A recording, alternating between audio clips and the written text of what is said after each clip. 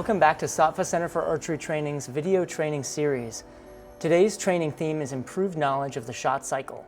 Goals and standards today include being able to recall and ask questions about 3 different commonly used analogies used to help people understand holding and the steps we need to take to achieve holding. The chair analogy, the water bottle analogy, and the high dive analogy. Let's start with the chair analogy. Today I'm going to share with you the chair analogy that Coach Kissick Lee came up with to help people understand the 3 steps that are needed in order to achieve holding. Loading, anchor, and transfer are the 3 key steps that we need to consciously take in order to achieve holding. In this particular analogy, it's important to understand from the start what the goal is in the analogy. The goal in this analogy is to achieve standing on the chair in a skeletally aligned position. And this position right here that you see me in, that represents holding, okay? So, if you think of the steps of the shot cycle in NTS or the KSL shot cycle like gears or steps towards a goal, the goal of being at holding, which is the most important step of the shot cycle, then look at loading, anchor, and transfer as 3 critical steps that must be taken consciously in order to achieve holding. So we're going to take 3 conscious steps towards the chair today in order to get onto the chair, standing tall on the chair, which is the goal of this particular activity. It's assuming that we've achieved barrel of the gun in setup position, and then I do load, anchor, transfer, and I'm in holding.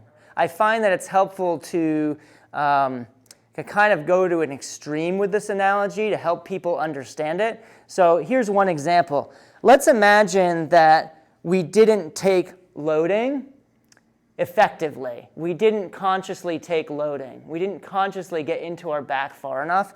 Well, that'd be like going from setup and then not taking as deep of a step towards the chair as we need to.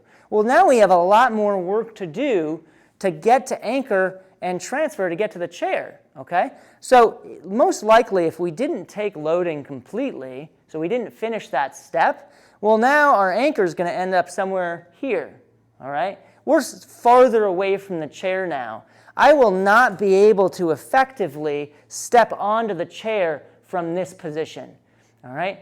If I manage to, I'm going to have to use a lot of momentum in order to get up onto the chair. And it's going to feel like a struggle. And struggling is not what we want to experience during the shot cycle. So again, when we go through the steps, 1 step at a time, loading, anchor, transfer, it gets us easily, comfortably to the holding position standing on the chair. If we do not go through loading, anchor, transfer the way that we should be, and we don't take the right size steps, we end up short of the chair, and then we have this really long step to take, and it's not biomechanically efficient at all. It could lead to injury, and most likely we will not achieve holding. I'm excited to share with you today the water bottle analogy that Coach Kissick Lee uses when helping people understand holding better.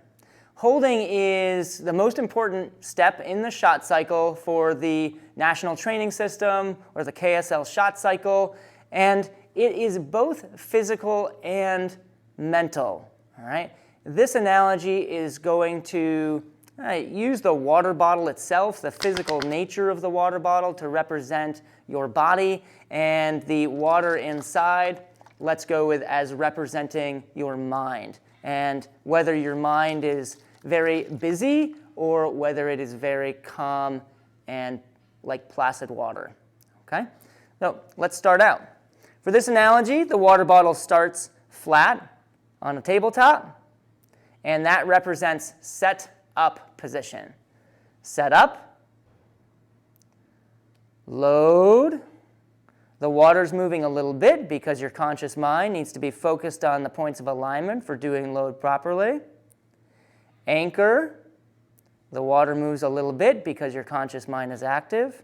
Transfer, when we transfer, and represents holding. So now we're looking to find holding both physically and mentally.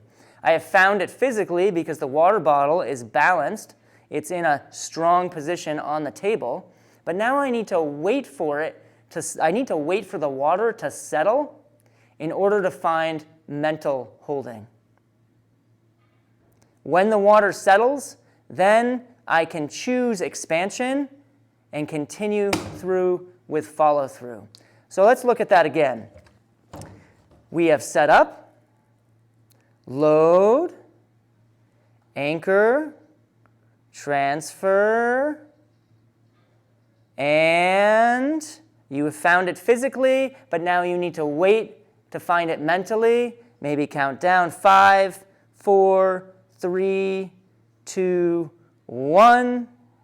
When the water is steady, that's when you can choose to go into expansion. Now, during that time that you're waiting for that mind to settle, for your water to become calm, that is an important opportunity for intensity control. All right, you're managing the forces of the shot. You're also managing your mental landscape as well. You need to wait for the water to be still before you choose expansion. All right? It's this discipline of focusing on the steps of the shot cycle, following your process, that is going to prevent target panic. Push-pull is up and over. There's no time to find holding. There's no opportunity for the mind to settle. There's no process that the brain is following, no software. And that is going to lead to target panic, which is the mind being too busy. So let's do it again. Setup, barrel of the gun is achieved. We have load, anchor, transfer, and this is where intensity control comes into play, and you need to wait for your mind to become settled. This takes discipline. When your mind is settled, then you can choose expansion. I still see the water moving.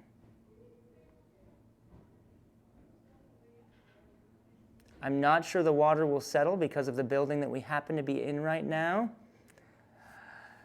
I'll assume that for the video you understand what still water is going to look like. I choose expansion, focused on getting to follow through.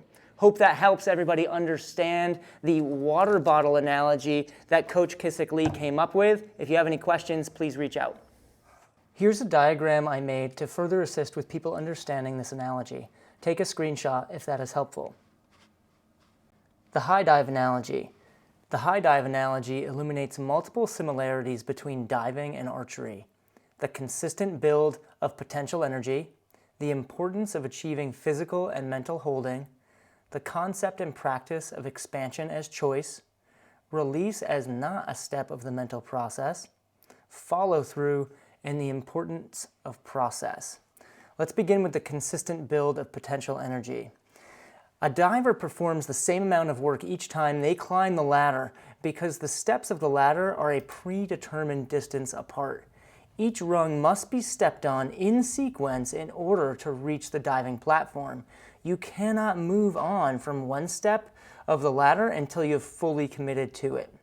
Similarly, an archer must perform the same amount of work to each step of the shot cycle.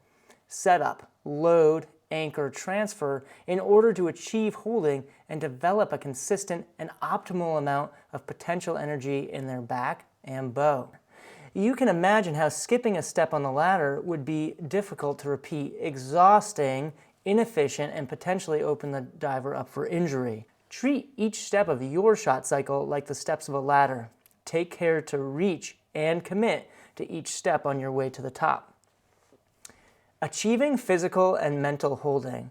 Holding is the most important step in the national training system and has both mental and physical standards. Let's cover the physical part of holding first. For a diver, holding is represented in this analogy as being in the proper body position at the end of the diving platform, body aligned, no shaking, poised for choosing the leg extension or expansion that will initiate jump execution. Here are two divers. Both are at the end of the platform. However, one has found physical holding and one has not. One is ready to find mental holding and one is very far from that point. Can you tell which is which? It is clear in this analogy that a diver must get to the end of the diving platform before a jump can be attempted. It is ludicrous to think that a diver could reach anchor, the third rung on the ladder in this diagram, and then attempt to dive from that point.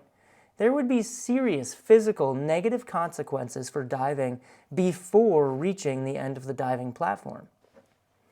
Moving on to mental aspects of holding, just because an archer is skeletally aligned and inside the bow only indicates they have found holding physically. Similarly, a diver can be in the correct position at the end of the diving platform, having found holding physically, yet still needing to let their mind settle and let their conscious mind separate from the subconscious mind in pursuit of managing both the physical intensity and mental arousal levels before initiating jump execution. Take a look at this diver about to jump from 172 feet in the air. Observe the heart rate and respiratory rate. I'm guessing his heart rate is over 160 beats per minute. His arousal level shifts visibly in the few seconds leading up to jump execution, demonstrating his ability for arousal control. This is not a skill to be taken lightly, and one that must be practiced in order to have true control over the shot or dive. Imagine the negative consequences of diving from 172 feet in the air without having reached mental holding first.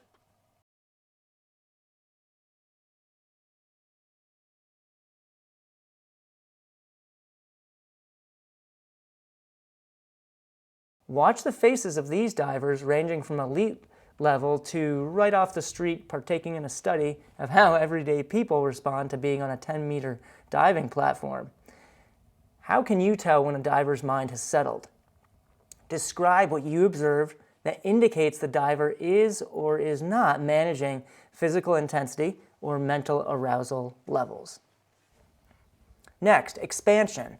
No one ever kicks a diver off the platform. The diver chooses when to extend the legs and processes how much force is needed and in what direction that force is needed in order to execute the jump successfully. Similarly, an archer chooses when to begin expansion in order to maintain control over the shot.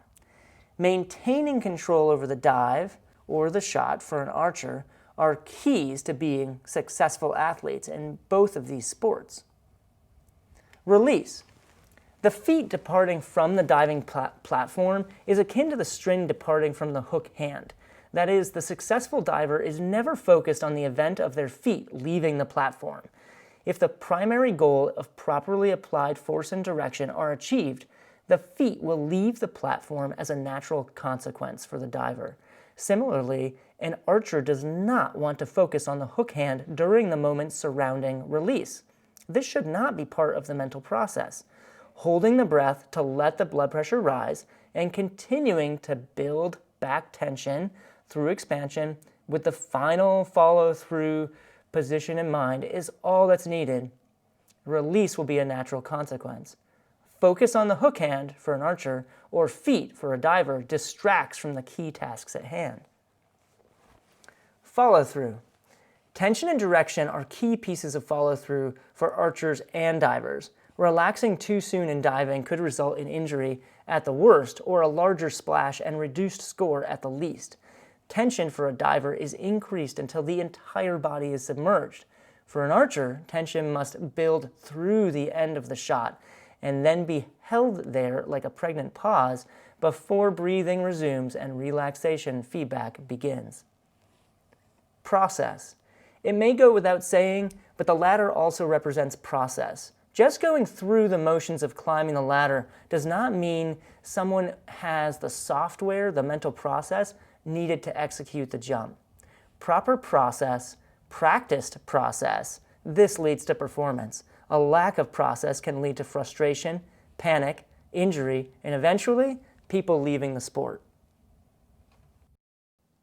Describe, in your own words, what similarities you see between the process of both form-based sports, diving and archery. Well, that covers 3 analogies commonly used when discussing holding and the steps around holding.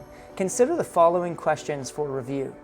Number 1, share 2 lessons you see as clearly evident in the chair analogy.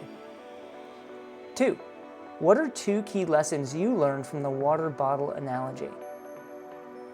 3, identify 2 skills from the high dive analogy that you will apply next time you are at the shooting line. 4, what 3 steps must be achieved in order to achieve holding?